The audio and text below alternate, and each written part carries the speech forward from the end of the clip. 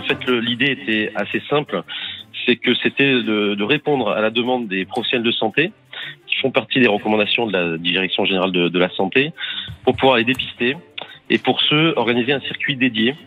D'une part pour accélérer le dépistage et aussi pour protéger les équipes médicales qui reçoivent les professionnels et ces mêmes professionnels de santé.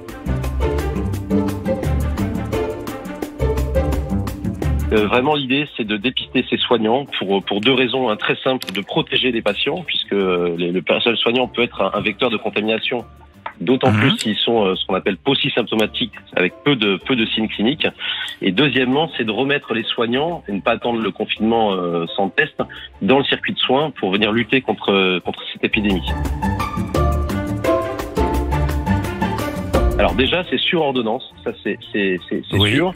Et deuxièmement, vous avez une régulation médicale, puisqu'il n'est pas question que les gens arrivent au laboratoire comme ça et se mêler à la population tout venant. Donc c'est sur appel médical, sur régulation médicale. Une fois qu'on a l'ordonnance et un certain nombre d'éléments, on vous donne un rendez-vous. Vous venez en voiture au laboratoire à une heure dite. Vous restez dans votre voiture. L'idée, c'est de limiter au maximum tous les contacts du soignant, qui est également le patient, les rôles sont un petit peu inversés, avec l'environnement du laboratoire, pour ne pas contaminer potentiellement les surfaces et contaminer d'autres personnes. Vous arrivez, on vous met un écouvillon, donc en gros c'est un coton-tige dans le nez pour faire le prélèvement nasopharyngé.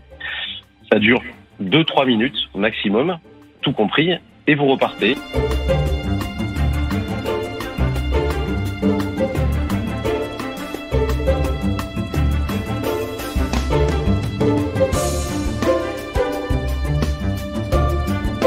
Aujourd'hui, la difficulté qu'on a, c'est la production des tests et également les éléments de protection, donc les masques, les charlottes, on a suffisamment parlé pour protéger toutes ces personnes-là. Donc en fait, si vous voulez, on adapte la demande à notre capacité à faire des tests.